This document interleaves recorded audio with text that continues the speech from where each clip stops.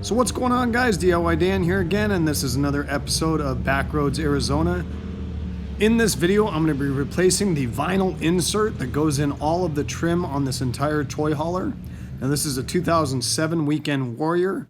This process did take a while, but it looks 10 times better than what it did. Plus it does help with the water sealing aspect of the toy hauler. I will also go over re-caulking a couple areas on the toy hauler and how I resealed the corners of the roof on the toy hauler as well. So if you enjoyed this video and it gives you some good information, make sure you hit that like button and subscribe to my channel if you haven't already. I'd really appreciate it. The whole concept of my channel is to give you guys the most information in the least amount of time as possible, so I don't waste your time. So let's get to it. So I bought the vinyl insert material off of Amazon, and this 7/8 inch wide by 100 foot was about $45. I had bought one thinking that would be enough to do what I needed to do, and then ended up buying a second one, and I still didn't completely cover this 40-foot toy hauler. I was not able to quite finish up the back of the toy hauler, but that was shaded more than the sides, so it wasn't in as bad as condition. Any of the old material that was left was so brittle it just broke apart as it came out, pulling it. To make sure you get the right width vinyl stripping, you need to measure the slot where the vinyl stripping goes into, top to bottom, and right here you can see how that vinyl stripping fits into place. So I learned a couple valuable lessons while installing this vinyl, guys, and I'm going to try and give you those tips, because by the time I actually figured this out and was being efficient at it, I was almost done with this project. So the first mistake that I was making right here is that I started from the bottom and worked my way towards the top. My reasoning for this is I just didn't want to be on a ladder while I was trying to figure out how to do this, but that ended up being a mistake. The vinyl material was hanging down in front of me, which made it more awkward and harder to see what I was doing.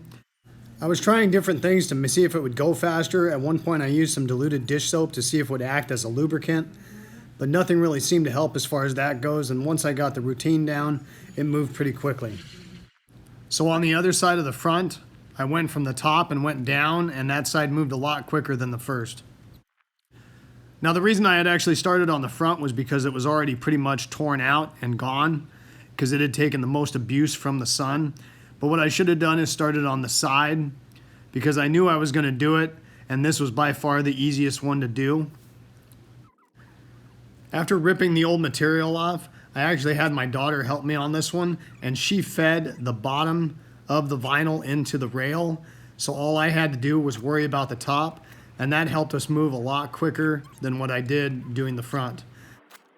I kept a small flathead screwdriver in my pocket because sometimes I would have to go back if a little piece of the vinyl did not make it up into the top and push it into place after we had fed it.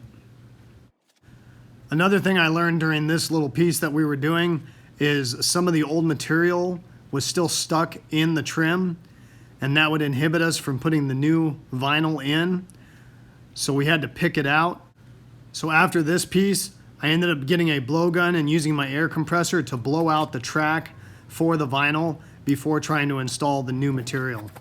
So at the end of these strips, there is just a screw with a little cap trim piece, and we just anchored those back in.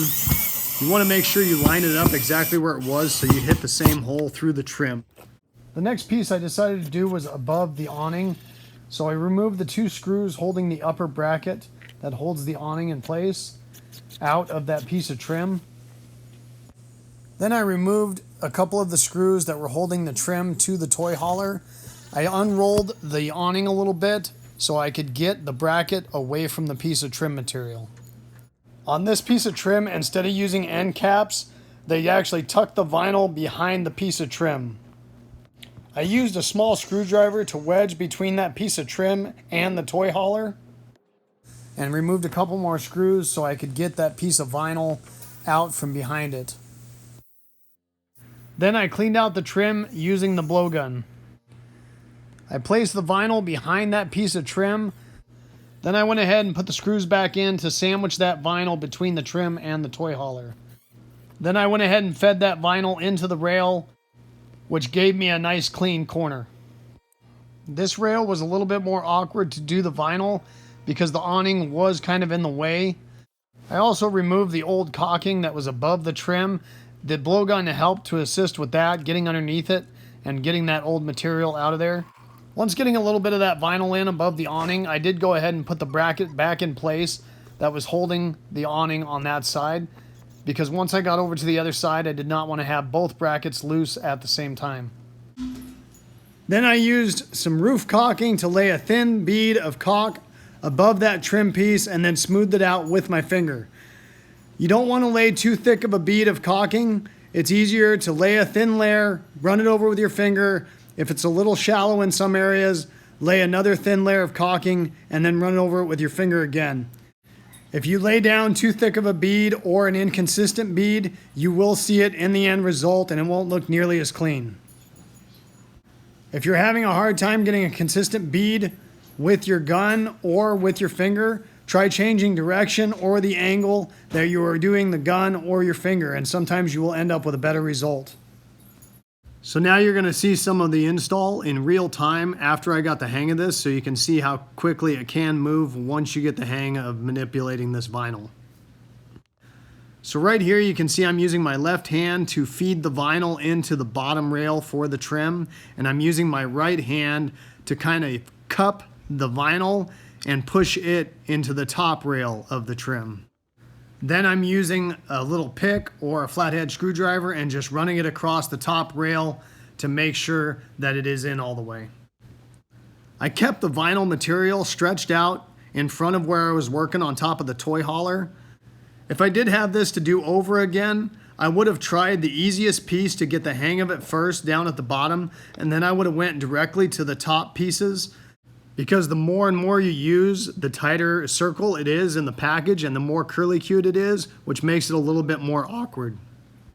So on the top rail, I removed the old trim material as I went, and I realized that if it is still pliable, if you hook your thumb underneath the bottom of the trim and kept tension on the top, you could get some decently long pieces off instead of having it break off immediately.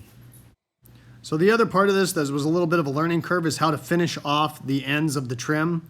Right here I unscrewed about 3 screws in the trim. Then I cut that vinyl 1 to 2 inches longer than the end of the trim so I could tuck that piece of the vinyl underneath the trim. Once getting that kind of tucked under there, I stretched out the vinyl and then finished tucking it in there as tight as I could. Then I went ahead and put the screws back in the trim to hold the trim and the vinyl against the toy hauler. Once getting the screws back in to hold the trim, I continued to put the vinyl in the same manner that I had the entire time.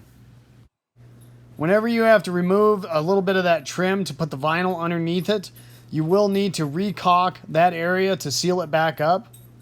I used a putty knife and a razor to remove the old caulking and to create a nice clean dry surface for the new caulking to adhere to. I actually ended up using 2 different kinds of caulking, both made by Henry's. The first one I used was a Tropicool 100% silicone roof sealant, and this actually spread really well and was easy to use.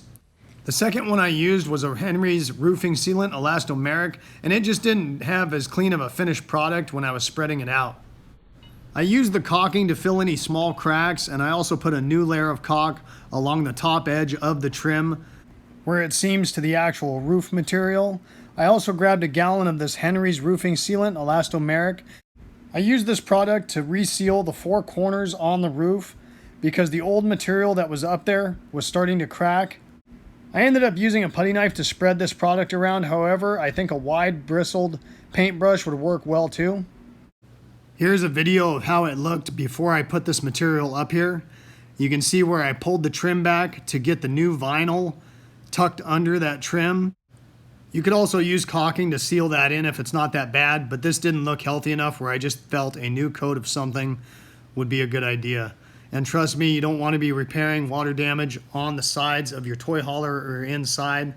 I'll post you a video to see how my toy hauler, when I first got it, the repair I had to do because somebody did not take care of their roof.